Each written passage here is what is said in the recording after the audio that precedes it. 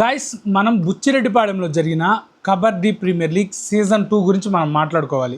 ఎందుకు మాట్లాడుకోవాలి అంటే ఈ కబడ్డీ టోర్నమెంట్ ఖచ్చితంగా ఎంతో కొంతమందిని ఇన్స్పైర్ చేసి ఉంటుంది.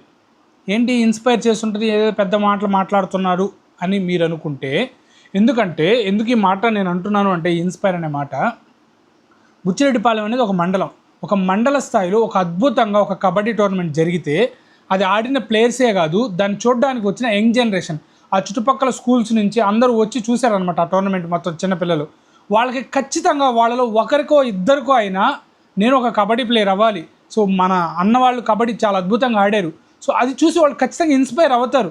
ఇన్స్పైర్ అవ్వకపోయినా వాళ్ళ మైండ్లో కబడ్డీ అనేది రన్ అవుతూ ఉంటుంది. మనం అందరం క్రికెట్ని ఎందుకు ఇష్టపడతాం? మనం ఎక్కువ క్రికెట్ని చూస్తూ ఉంటాం కాబట్టి, మన ముందు ఎక్కువ క్రికెట్ ఆడుతూ ఉండేవాళ్ళు కనిపిస్తూ ఉంటారు కాబట్టి, సో అందులో ఆ స్పోర్ట్కి మనం అడిక్ట్ అయిపోతాం. అలాగే కబడ్డీ, వాలీబాల్, బేస్బాల్, బ్యాడ్మింటన్, ఇలా ప్రతి స్పోర్ట్కి సంబంధించిన టోర్నమెంట్స్ మండల స్థాయిలో కానీ జరిగితే మన ఇండియా వేరే లెవెల్కి వెళ్ళిపోతుంది స్పోర్ట్స్లో. ఈ ఇనిషియేషన్ ఖచ్చితంగా నా ద్వారా అయినా స్టార్ట్ అవ్వాలి, అది ఎవరి ద్వారా స్టార్ట్ అయిన మ్యాటర్ కాదు, కానీ ఇది మనం జనాల్లోకి తీసుకెళ్ళాలి గైస్. సో ఖచ్చితంగా వీడియోని లైక్ చేయండి, మన ఛానల్ని సబ్స్క్రైబ్ చేసి పెట్టుకోండి. ఖచ్చితంగా వీటి గురించి మనం మాట్లాడుకుందాం. వీటి ద్వారా మనం ఎంతవరకు వెళ్తాం అనేది మనం ముందు వెళ్దాం. సో ఎంతమంది ఇన్స్పైర్ నాకు తెలియదు, కానీ ఖచ్చితంగా ఒకరిద్దరు అయితే అయ్యి ఉంటారు. సో అంత ఇంట్రెస్టింగ్గా జరిగే మ్యాచెస్ కూడా, ప్లేయర్స్ కూడా చాలా ప్రొఫెషనల్గా ఆడారు.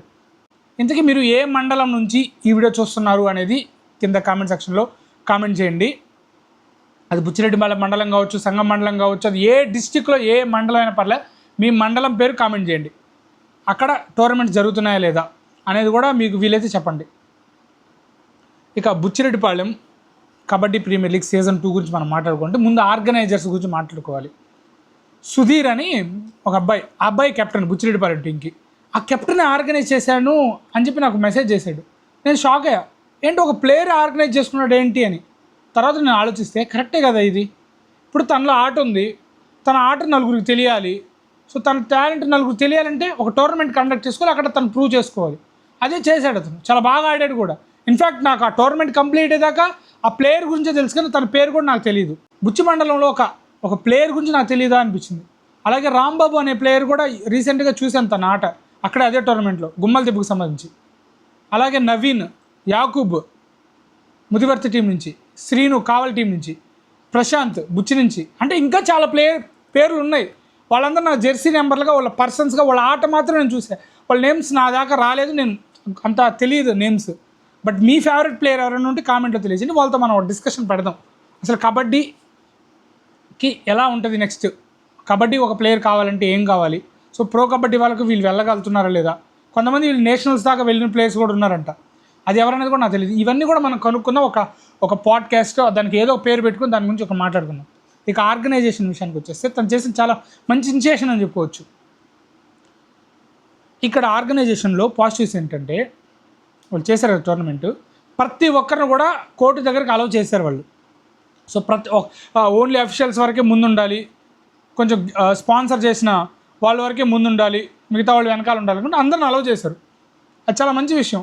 కానీ లోపలికి వచ్చిన వాళ్ళు కొంతమంది తాగేసి, కొంతమంది ఏం చేశారంటే ఆ కోర్టులో లోపల వచ్చి కూర్చోవడం. ప్లేయర్స్ ఇక్కడ అఫీషియల్స్ పాపం కంటిన్యూస్గా చెప్తా ఉన్నారు, కొంచెం దూరం జరగండి అని. బట్ అది కొంచెం నాకు డిస్టర్బింగ్ అనిపించింది. బట్ వాళ్ళు మంచి పని చేశారు, అందరిని అలౌ చేసి.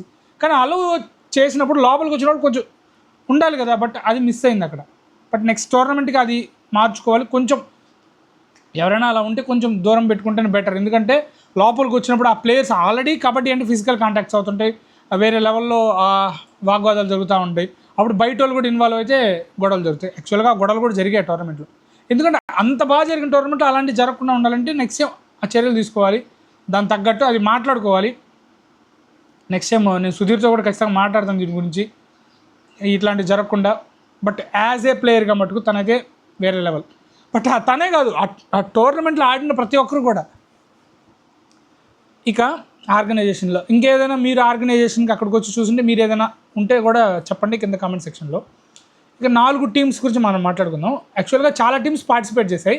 2 రోజుల టోర్నమెంట్ ఇది. ఫస్ట్ రోజు నేను వెళ్ళలేదు, రెండో రోజు వెళ్ళాను. రెండో రోజు కావలి వర్సెస్ ముదివర్తి జరిగింది. కావలి పోరాడింది కానీ అంత ఎఫర్ట్స్ అయితే పెట్టలేదు అనిపించింది నాకు ఎందుకో. ముదివర్తి మటుకు ఎఫర్ట్స్ పెట్టారు, ఈజీగా గెలిచేశారు, కావలి పైన మంచి మార్జిన్తోనే గెలిచేశారు. ముదివర్తి డైరెక్ట్ ఫైనల్కి వెళ్ళిపోయారు. తర్వాత గుమ్మల దిబ్బ వర్సెస్ బుచ్చి. ఇది మ్యాచ్ అంటే వేరే లెవెల్ మ్యాచ్ ఇది. ఇక్కడ బుచ్చిరెడ్డిపాళెం డామినేషన్లో ఉంది ఫస్ట్ హాఫ్ అంతా, సెకండ్ హాఫ్లో కూడా డామినేషన్ ఉంది. అక్కడ వర్షం పడింది. ఆ వర్షం పడ్డప్పుడు ఆ మొమెంటం బ్రేక్ అయింది. గుమ్మల దిబ్బ టాప్లోకి వచ్చేసింది, ఒక్క పాయింట్ టాప్లోకి వచ్చేసింది. ఇంకా 2 నిమిషాలు 3 నిమిషాల గేమ్ ఉంది. అప్పుడు మళ్ళీ వర్షం పడింది, ఫుల్ పెద్ద వర్షం అయిపోయింది. ఇంకా మ్యాచ్ ఆపాల్సి వచ్చేసింది. మ్యాచ్ ఆపేశారు. మ్యాచ్ ఆపేసిన తర్వాత ఇంకా కుదరలేదు మ్యాచ్ పెట్టడానికి. 3వ రోజుకు పోస్ట్పోన్ చేశారు. 2 రోజులు టోర్నమెంట్ అంటే ఆ లైట్స్, ఆ చైర్స్, కింద మ్యాట్ అన్నీ రెంట్కి తీసుకొచ్చుంటారు, మేబీ ఓన్ అయి ఉండొచ్చు. ఇవన్నీ కూడా ఇంకొక రోజుకు పోస్ట్పోన్ చేయాలంటే ఎక్స్ట్రా ఖర్చు ఆర్గనైజర్స్కి. బట్ వాళ్ళు వెయిట్ చేసి దానికోసం పెట్టుకున్నారనమాట. తర్వాత 3వ రోజుకి వెళ్ళింది మ్యాచ్. 3వ రోజు కూడా జరిగిన టోర్నమెంట్ 2 రోజుల్లో కంప్లీట్ అవ్వాలి. శని ఆదివారం, సోమవారంకి కూడా వెళ్ళింది. నేను సోమవారం కూడా వెళ్ళాను. ఎందుకంటే ఫస్ట్ డే వెళ్ళుంటే నేను ఖచ్చితంగా 3 రోజులకు వెళ్ళేవాడిని. ఫస్ట్ డే మిస్ అయ్యి సెకండ్ రోజు వెళ్ళాను, అలాగే 3వ రోజు కూడా వెళ్ళాల్సి వచ్చింది. ఎందుకంటే అంత అడిక్ట్ అయిపోయినా గేమ్కి, ఆ ప్లేయర్స్ చూసి ఆట అంత ఇంట్రెస్టింగ్గా ఉంది. ఇక 3వ రోజు ఆ 2 నిమిషాల ఆటే కాకుండా ఒక్క పాయింట్ డిఫరెన్స్ ఉంది. మళ్ళీ ఫస్ట్ నుంచి మ్యాచ్ పెట్టారు, సెమీఫైనల్ మ్యాచ్. కావాలి ఏంటంటే వాళ్ళకి ఆ దూరం కాబట్టి మేము అవైలబుల్గా లేమని చెప్పి వెళ్ళిపోయారు. సో ఇంకా మేము పార్టిసిపేట్ చేయమన్నారు. అప్పుడేమవుతుంది, బుచ్చి వర్సెస్ గుమ్మల దిబ్బలో గెలిచిన వాళ్ళు ఫైనల్కి వెళ్తారు, ఓడిపోయిన వాళ్ళు థర్డ్ ప్లేస్. ఓడిపోయిన టీము కావాలితో ఆడాలి 3వ ప్లేస్ కోసం. కావాలి ఎవరు ఓడిపోతే వాళ్ళు. కానీ కావాలి వెళ్ళిపోయింది కాబట్టి ఓడిపోయిన వాళ్ళు డైరెక్ట్గా 3వ ప్లేస్ వస్తుంది, గెలిచిన వాళ్ళు ఫైనల్కి వెళ్ళిపోతారు. బుచ్చి గుమ్మల దిబ్బలో వేరే లెవెల్ మ్యాచ్ అసలు. మళ్ళీ సేమ్ అదే మ్యాచ్, అదే ఇంటెన్స్తో జరిగింది ఓవరాల్గా. గుమ్మల దిబ్బ డామినేట్ చేస్తుంది, బుచ్చి డామినేట్ చేస్తుంది, ఇద్దరు ఆడుతున్నారు. ఇక్కడ రామ్ బాబు అనే ప్లేయర్ గురించి మాట్లాడుకుంటే 1 మ్యాన్ షో అని చెప్పుకోవచ్చు. తన హైట్కి అసలు చాలా ఫిట్గా కూడా కనిపించాడు నాకు. రీసెంట్గా మీ ఫేవరెట్ కబడ్డీ ప్లేయర్ ఎవరు అంటే కామెంట్ సెక్షన్లో మొత్తం రాంబాబు, సుధీర్, ఇంకా నవీన్, చాలా ప్రశాంత్, చాలా పేర్స్ ఉన్నాయి. ఆ పేర్లతో ఉన్న వాళ్ళందరితో కూడా మనం మాట్లాడదాం ఖచ్చితంగా. వాళ్ళ గురించి మనం తెలియజేద్దాం సోషల్ మీడియా ద్వారా. ఈరోజు సోషల్ మీడియా అనేది మామూలు విషయం కాదు గైస్. ఇదేదో నేను నా వ్యూస్ కోసం చేయట్లే ఈ వీడియో ద్వారా ఒక 2-3 ప్లేయర్స్ అయినా మనం మాట్లాడదాం. తెలుగు టైటన్స్ ఉంది, ట్రయల్స్ ఉంటాయి. ఆ ట్రయల్స్ అప్పుడు మన ప్లేయర్స్ మనం పుష్ చేద్దాం, ఆ ఓనర్స్ దాకా ఈ వీడియో తీసుకెళ్దాం. ఈ ప్లేయర్స్ మన వాళ్ళు వెళ్ళి ఆ ట్రయల్స్ ఇవ్వాలి. అక్కడ వీళ్ళు బాగా పర్ఫార్మెన్స్ చేస్తే ఖచ్చితంగా సెలెక్ట్ అవుతారు. అక్కడ దాకా తీసుకెళ్లే బాధ్యత మన సోషల్ మీడియా ద్వారా మనం ఇనిషియేషన్ తీసుకోవాలి. ఇక మ్యాచ్ గురించి విషయానికి వచ్చేస్తే సెకండ్ సెమీఫైనల్ నుంచే బుచ్చిరెడ్డిపాళెం గెలిచేసింది. రాంబాబు ఒంటరి పోరాటం చేశాడు, ఆ డిఫెన్స్లో కొన్ని మిస్టేక్ చేశాడు, అగ్రెషన్ ఇవన్నీ కూడా ఉన్నాయి 2 టీమ్స్ మధ్య. బుచ్చి ఫైనల్గా గెలిచేసింది. గుమ్మల దిబ్బ ఓడిపోయింది. గుమ్మల దిబ్బ 3వ ప్లేస్ కన్ఫర్మ్ అయిపోయింది. విన్నర్స్కి 30,000, రన్నర్స్కి 20,000, 3వ ప్లేస్ ఉన్న టీంకి 10,000. సో గుమ్మల దిబ్బ 10,000తో ఫిక్స్ అయిపోయింది. Mudivarthi versus Buchireddypalem all important final start అయింది.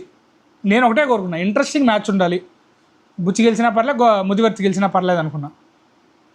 కానీ బుచ్చి డామినేట్ చేస్తూ వచ్చింది స్టార్టింగ్ నుంచి కూడా. పాయింట్లన్నీ వస్తూ ఉన్నాయి. అలాగే యాకూబ్ అనే ప్లేయర్, ముదివర్తి కెప్టెన్, తను కూడా చాలా బాగా ఫైట్ చేశాడు. ఇంకా Jersey number 4 from Mudivarthi team, నాకు నేమ్ తెలియదు. అలాగే ఆల్రౌండర్ నవీన్ అని Mudivarthi team, Jersey number 7 Naveen. ఇట్లా నాకు జెర్సీ నెంబర్స్ ఎక్కువ గుర్తున్నాయి. ఇంకా చాలామంది ప్లేయర్స్ ఉన్నారు. నాకు అదే ఎందుకు ఇన్నిసార్లు చెప్తానంటే ఆ ప్లేయర్స్ పేర్లు ఎందుకు చెప్పలేకపోతున్నాను అని ఒక చిన్న బాధ ఉంది లోపల. ఆ ప్లేయర్స్ పేర్లని మీకు చెప్పాలి కదా అనే ఒక తపన ఉంది, అందుకే చెప్పలేకపోతున్నాను. ఓకే, మీకు తెలుసుంటే హ్యాపీ. సో అలాగే మీ మండలంలో కూడా ఖచ్చితంగా ఒక మంచి ప్లేయర్ ఉంటాడు. అది మేబీ అది తెలంగాణ అవ్వచ్చు, ఆంధ్రాలో ఎక్కడ తిరుపతి అవ్వచ్చు, శ్రీకాకుళం అవ్వచ్చు, విజయనగరం అవ్వచ్చు, హనుమకొండ అవ్వచ్చు, వరంగల్ అవ్వచ్చు, హైదరాబాద్లో అవ్వచ్చు, ఎక్కడైనా సరే ఆ ప్లేయర్ పేరు కామెంట్లో తెలియజేయండి మీరు ఈ వీడియో లాస్ట్ వరకు చూస్తుంటే. ఓకే, ఇక మ్యాచ్ విషయానికి వచ్చేస్తే బుచ్చి ఫస్ట్ హాఫ్ అంతా డామినేట్ చేసింది. బుచ్చి 13 పాయింట్లు, ముదివర్తి 7 పాయింట్లు, 6 పాయింట్ల డిఫరెన్స్ ఉంది. 6 పాయింట్లు అంటే కబడ్డీలో పెద్ద మ్యాటర్ కాదు, కంబ్యాక్ చేసేదానికి ఛాన్స్ ఉంది ముదివర్తికి. అలాగే బుచ్చి కూడా డామినేషన్ కొనసాగిస్తుందేమో అని చూస్తూ ఉన్నాం. ఆ మ్యాచ్ అలా జరుగుతూ ముదివర్తి కంబ్యాక్ చేసింది, 2 పాయింట్ల దగ్గరికి వచ్చేసింది. మ్యాచ్ ఏమో 2 నిమిషాల ఆట. అక్కడ ఒక రైడ్, అద్భుతమైన రైడ్, అసలు వేరే లెవెల్ రైడ్ జరిగింది నవీన్ నుంచి. జస్ట్ ఆ లైన్ని టచ్ చేశాడు, కానీ ఆ లైన్ క్రాస్ చేయలేపాడు అంతే. జస్ట్ అంతే, ఇంచెస్ మ్యాటర్ అంతే. ఆ రైడ్ కానీ వచ్చుంటే సూపర్ రైడ్ ఉండేది, మ్యాచ్ ఇంకోలా ఉండేది. ఒక్కొక్కసారి మనం ఎఫర్ట్స్ పెట్టినా కూడా స్పోర్ట్స్లో మనం ఓడిపోతుంటాం. అదే జరిగింది ముదివర్తికి. కానీ బుచ్చి కూడా మళ్ళీ ఇక్కడ బుచ్చి విషయానికి వచ్చేస్తే అందరూ హోమ్ టీమ్ సపోర్ట్ ఉంది బుచ్చికి, ఈజీ కదా అనుకుంటున్నారు. కానీ హోమ్ టీం ముందు ఆడడం, హోమ్ గ్రౌండ్లో ఆడడం అనేది చాలా కష్టం. ఆ ప్రెషర్ ఎక్కువ ఉంటుంది. హోమ్ క్రౌడ్ ముందు ఓడిపోతే వేరే లెవెల్లో ఉంటుంది, ఆ బాధ తట్టుకోలేరు. సో ఖచ్చితంగా గెలవాలన్న తపన ఎక్కువ ఉంటుంది బుచ్చి టీంకి.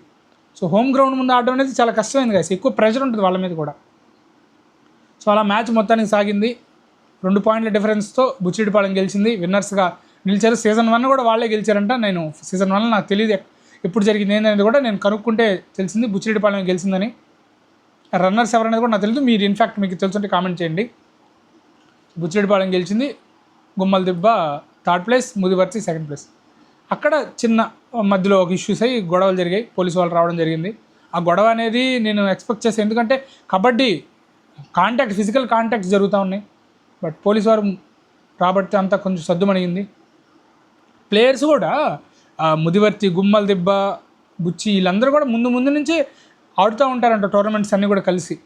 కానీ ఇప్పుడు ఏంటంటే మండల స్థాయిలో జరుగుతుంది కాబట్టి ఏ విలేజ్ ఆ విలేజ్కి తగ్గట్టు డివైడ్ అయ్యి ఆడడం.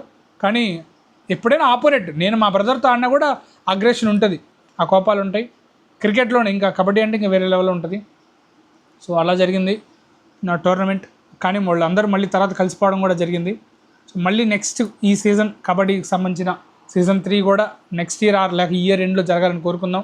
సో సుధీర్ అనే అబ్బాయి కాకుండా ప్రతి ఒక్కరు కూడా ఇనిషియేషన్ తీసుకోవాలి. బ్యాడ్మింటన్, వాలీబాల్, ఇంకా ప్రతి స్పోర్ట్ గురించి కూడా ప్రతి మండలంలో ఇలాంటివి జరిగితే ఖచ్చితంగా ఇండియాలో స్పోర్ట్స్ అనేది వేరే లెవెల్కి వెళ్తుంది గైస్. ఒలింపిక్స్లో మనకు మెడల్ రాలేదు, ఆసియన్ గేమ్స్లో మనకు మెడల్ రాలేదు, ఇవన్నీ కూడా మాట్లాడుకోకుండా వీటి గురించి మనం మాట్లాడుకుందాం. సో ప్రతి ప్లేయర్ గురించి కూడా మనం మాట్లాడుకుంటే కబడ్డీ టోర్నమెంట్స్ ఆర్గనైజ్ చేయడం అంటే మా విషయం కాదు, అది చేసి చూపించారు ఆర్గనైజర్స్. సుధీర్తో పాటు వెనకాల చాలామంది కష్టం కూడా ఉంటుంది. సో వాళ్ళందరికీ కూడా నేను సెల్యూట్ చేస్తున్నాను, ఎందుకంటే నేను అంత ఎంటర్టైన్ అయ్యాను, అంత ఇంటెన్స్గా చూశాను ఆ మ్యాచెస్. బట్ ఆ మ్యాచ్ జరిగిన ఫుల్ వీడియో మన ఛానల్లో ఉంది, ఒకసారి చెక్ చేయండి. కాకపోతే అది ఓన్లీ హైలైట్స్ లాగా కాకుండా వ్లాగ్ లాగా ఉందన్నమాట. ఒక అతను కామెంట్ చేశాడు, నీ మ్యాటరే ఉంది, నువ్వు చెప్తా ఉన్నావేంది, మాకు మ్యాచే చూపించాలి. అంటే మ్యాచ్ అనేది అది కబడ్డీ హైలైట్స్ కాదు, వ్లాగ్, నా ఎక్స్పీరియన్స్తో పాటు మ్యాచ్ చూపించడం అనేది అనమాట అది. ఐ హోప్ వీడియో 12 నిమిషాల దాకా దాటినట్టుంది. ఎక్కువ సమయం కూడా మనం ల్యాగ్ చేయకుండా క్లోజ్ చేసేద్దాం.